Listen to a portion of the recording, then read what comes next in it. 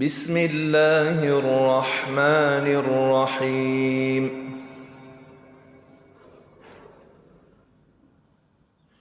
ألم تر إلى الذين قيل لهم كفوا أيديكم وأقيموا الصلاة وآتوا الزكاة فلما كتب عليهم القتال إذا فريق منهم يخشون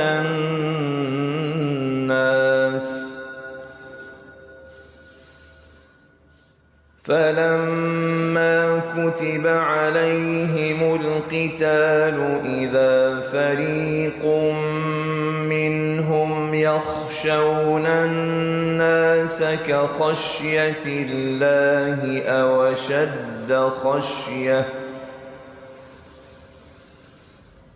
وقالوا ربنا لم كتبت علينا القتال لولا أخرتنا إلى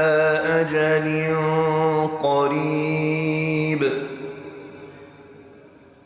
قل متاع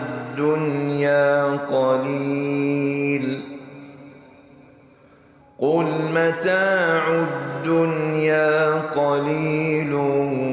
والآخرة خير لمن اتقى ولا تظلمون فتيلا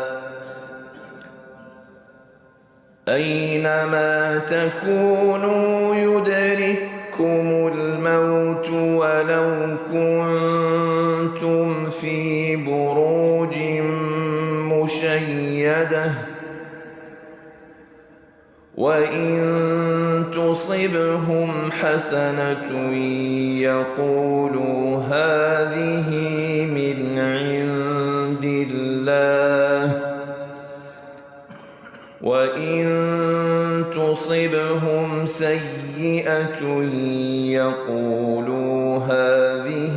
من عندك قل كل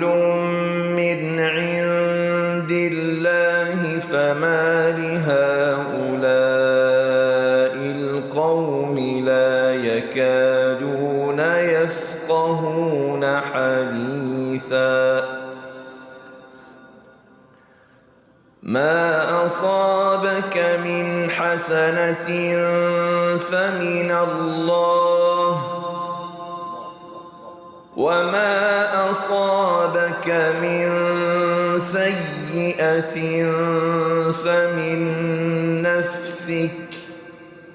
وأرسلناك للناس رسولا وكفى بالله شهيدا